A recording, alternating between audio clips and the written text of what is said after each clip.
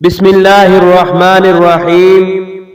السلام علیکم ورحمۃ اللہ وبرکاتہ۔ معزز ناظرین، آج کل نفسا نفسی کا دور ہے، فتنے اور آزمائش کا دور ہے، تو ہر آدمی پریشان ہے رزق کے لیے۔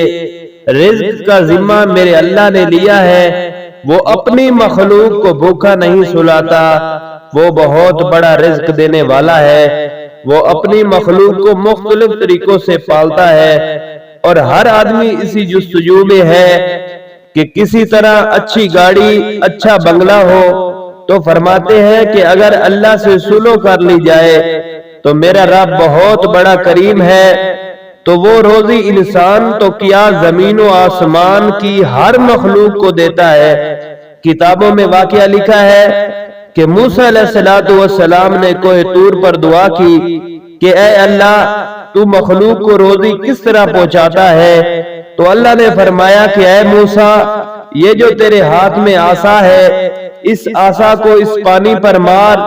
تو حضرت موسیٰ علیہ السلام نے وہ عصا پانی پر مارا، تو اس پانی میں سے ایک پتھر نکلا، تو حکم ہوا اس پتھر پر مارو۔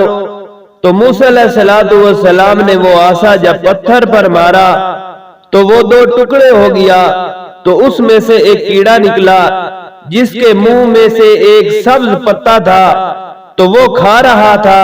تو موسیٰ نے جب اس کے قریب اپنے کان لگائے تو کھانے کے ساتھ ساتھ اللہ کی تسبیح کر رہا تھا کہ پاک ہے وہ ذات جس نے مجھے پتھر میں بھی بھوکا نہیں مارا۔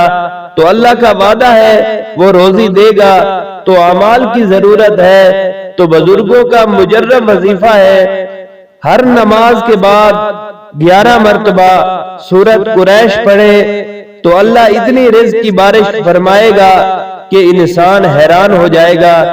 انشاءاللہ تعالی اگر ہماری آج کی ویڈیو اچھی لگی تو ہمارے چینل کو ضرور سبسکرائب کریں۔ جزاکم اللہ خیرا۔